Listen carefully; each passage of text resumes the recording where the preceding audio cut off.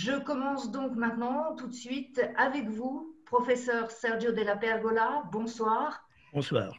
Vous êtes professeur émérite de démographie et d'études juives contemporaines de l'Université hébraïque de Jérusalem. Vous avez choisi de parler de démographie juive à l'heure du Covid-19. Vous êtes la référence en matière de démographie du monde juif et d'Israël. La crise sanitaire mondiale tout à fait inédite que nous traversons interroge évidemment sur les répercussions qu'aura la pandémie de Covid sur l'ALIA. On a vu au cours des derniers mois une chute de l'immigration d'environ 50%, dont la première cause est à rechercher du côté des restrictions de déplacement liées au premier confinement du printemps, aussi bien d'ailleurs en Israël que dans le reste du monde. On ne sait pas encore quel aura été l'impact du deuxième confinement en Israël sur les chiffres de l'ALIA, mais ils ne seront probablement pas meilleurs. Vous étudiez depuis des années l'évolution de l'immigration juive en Israël et de ses moteurs. La crise actuelle en bouleverse-t-elle les paramètres ou au contraire, y a-t-il des éléments constants? Comment faut-il voir l'évolution de l'ALIA à court et à plus long terme? Sergio Della Pergola, c'est tout ce que nous allons voir avec vous. Bonsoir, merci Pascal. Merci à Madame Jacqueline Révibeau qui m'a invité à ce colloque. Et je vois d'ailleurs pas mal d'amis et de visages connus dans le public. Eh bien, donc, il faut en effet distinguer un peu l'immédiat, le présent et la plus longue durée, car, comme nous le savons, la démographie, c'est quelque chose qui se développe très lentement avec une certaine lourdeur et il y a des changements qui sont assez prévus, mais qui, à la longue durée, à long terme, cause des conséquences d'importance stratégique énorme. Et donc, l'époque du Covid-19, qui nous a tous surpris douloureusement, change un peu certains paramètres de cette complexe équation du peuple juif, de ses relations internes et externes. Mais il faut voir aussi les choses d'une façon plus générale. Mais je suis en mesure de vous apporter pendant 1 ou 2 minutes des données qui sont tout à fait récentes et assez surprenantes, dirais-je, fraîches du laboratoire. L'équipe de recherche, une des équipes de recherche desquelles je fais part, c'est le Jewish Policy Planning Institute à Londres, a recueilli récemment des données sur l'incidence du Covid dans le public juif. C'est-à-dire, nous avons recueilli des données sur la gravité de l'épidémie et sa conséquence plus grave, qui est donc la surmortalité dans l'ambiance juive. Et cette recherche qui n'a pas encore paru, mais on la verra dans quelques semaines, est assez surprenante parce que nous avons certaines idées qui sont en partie prises du contexte israélien. Et nous savons bien que dans l'État d'Israël, dans ses populations, il y a des différences assez fortes dans l'incidence de l'épidémie. Et alors, on aurait pu penser qu'il y a de même des tendances parallèles dans la diaspora juive. Mais ce n'est pas tellement vrai. Ce qui est vrai est qu'il y a des différences assez remarquables entre les différents pays. Et pour en commencer par la France est un des pays dans lesquels l'épidémie a été ressentie en milieu juif de façon assez sérieuse. Nous avons des données pour la communauté juive de Strasbourg et de Paris. Mais il est aussi vrai qu'il n'y a pas une grande différence entre les Juifs et la population totale dans le rythme, l'incidence de la mortalité. Je parle d'ailleurs surtout de la première vague qui s'est aboutie à peu près au mois de mai-juin. Nous n'avons pas encore analysé les données plus récentes, mais donc la France se trouve, les Juifs de France ont souffert. Ils ont souffert beaucoup dans ce contexte. Ce qui est partagé avec les Juifs d'Amsterdam et aussi d'Antwerp. Et d'autre part, il y a d'autres pays qui ont fait pire. Nous savons par exemple qu'en Angleterre, l'incidence de l'influence du Covid en milieu juif a été nettement plus forte. Elle a été même nettement plus forte par rapport à la population totale du Royaume-Uni. Et ce qui est assez grave, assez surprenant, j'ajouterai dans 1 minute 2 ou 3 explications possibles. Et d'autre part, il y a d'autres pays comme l'Allemagne en Italie, la ville de Rome, l'Autriche, Vienne et aussi la communauté de Budapest, dans laquelle l'incidence a été presque nulle. Alors là, tout d'abord, il y a un message assez intéressant. Les Juifs, la diaspora juive n'est pas une entité homogène. Tout d'abord, elle suit les tendances des pays dans lesquels se trouvent les communautés juives. Je pense que c'est un message qui a un intérêt nettement plus vaste que non la médecine et la mortalité. D'autre part, quelles sont les causes de cette expansion de l'épidémie? Alors, on avait parlé surtout du milieu haredi.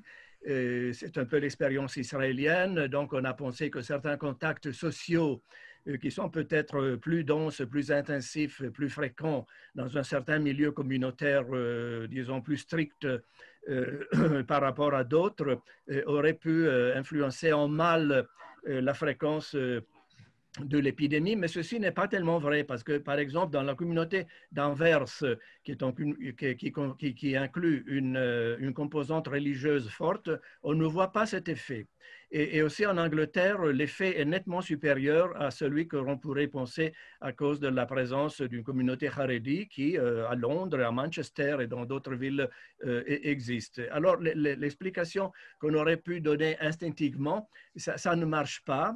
Il faut chercher d'autres explications qui ne sont pas bien connues au moment présent. Il y a sans doute une conséquence du vieillissement de la population juive. En moyenne, les communautés juives sont plus âgées par rapport à la population environnante et ceci constituerait un facteur de désavantage pour les Juifs et nous le voyons en effet dans certains pays, en Angleterre, on le voit un peu en France aussi, mais on ne le voit pas par exemple en Allemagne et dans la communauté de Rome ou à Vienne. Et donc nous sommes un peu dans l'obscurité.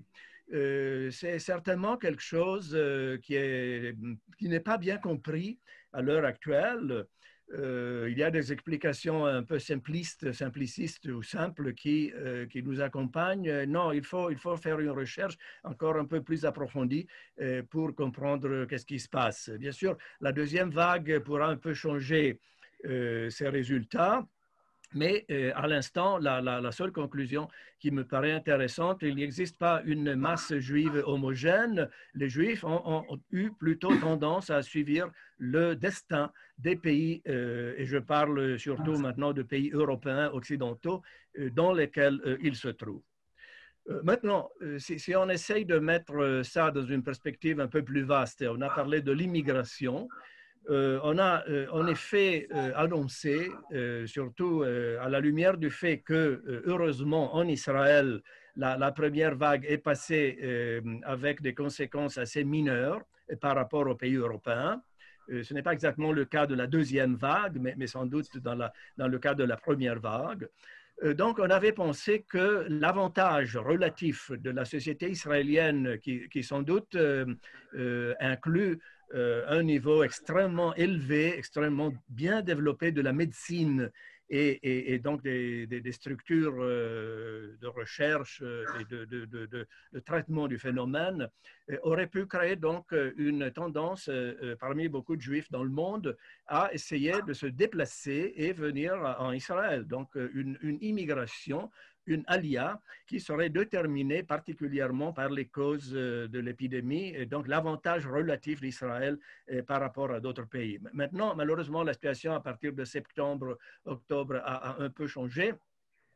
Mais il faut voir les choses dans une perspective plus vaste. Et récemment, j'ai abouti à une recherche qui a essayé de voir les causes profondes ou quand même les corrélations qui peuvent exister entre différents phénomènes qui existent dans les différents pays du monde et l'intensité de l'alia vers notre État d'Israël. Intensité qui est très variable, comme vous le savez très bien. Elle change d'une année à l'autre. Il y a des ans avec des chiffres très forts et des années plus faibles. Aussi, l'intensité de l'ALIA par rapport à la population juive des pays d'origine est très différente. Il y a vraiment des pays avec des fréquences nettement supérieures et d'autres pays avec des fréquences moyennes ou très faibles. La plus faible du monde, ce sont les États-Unis d'Amérique. La plus forte, c'est la Russie et l'Ukraine. Et entre ces deux extrêmes, beaucoup d'autres pays d'Europe, mais aussi extra-européens. Alors la question est pourquoi l'ALIA? L'ALIA, sans doute, nous le savons bien aussi pour notre expérience personnelle, c'est un choix idéologique, c'est un choix qui nous amène vers la terre des pères et des mères et vers un futur que nous espérons soit un futur plus sûr pour nous, les Juifs, et aussi plus juifs. Mais il faut aussi considérer que les Juifs sont aussi des animaux, des personnes normales, c'est-à-dire ils ont une vie à vivre, ils ont une économie à souffrir ou à en bénéficier.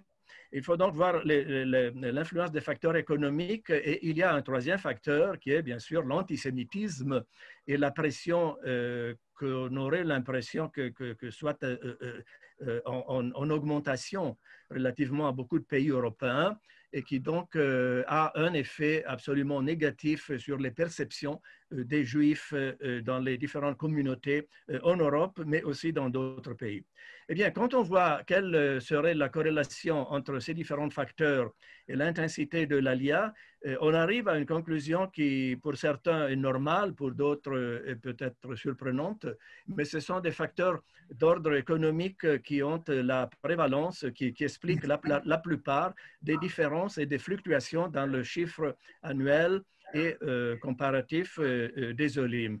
Prenons par exemple la France.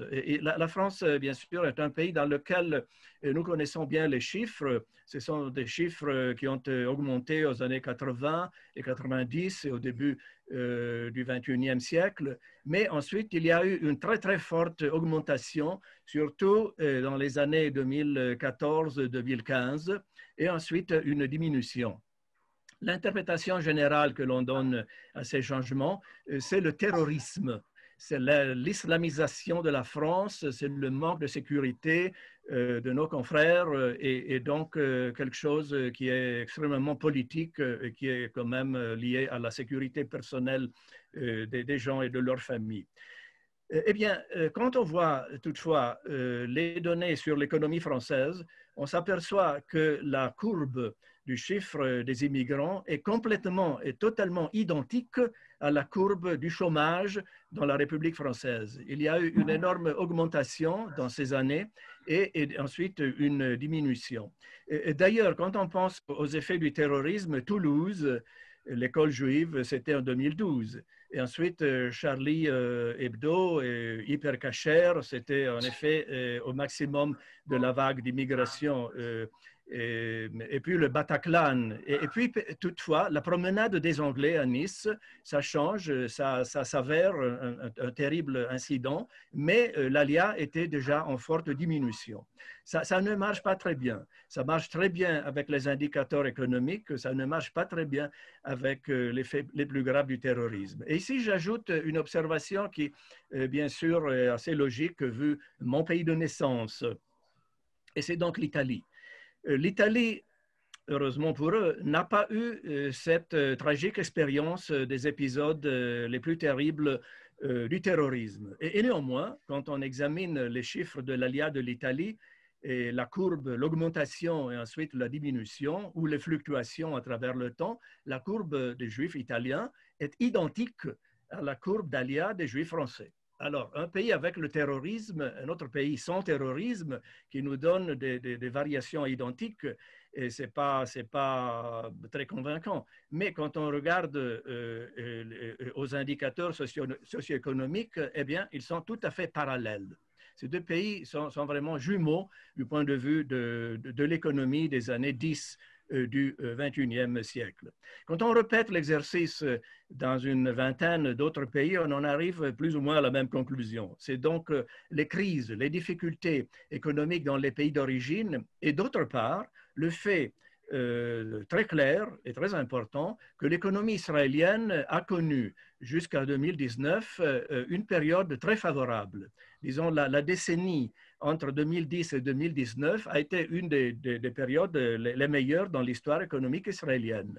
Le chômage s'est réduit nettement. Et donc, Israël avait un avantage objectif d'une économie en développement contre l'économie assez en crise de beaucoup de pays dans lesquels il existe des communautés juives importantes.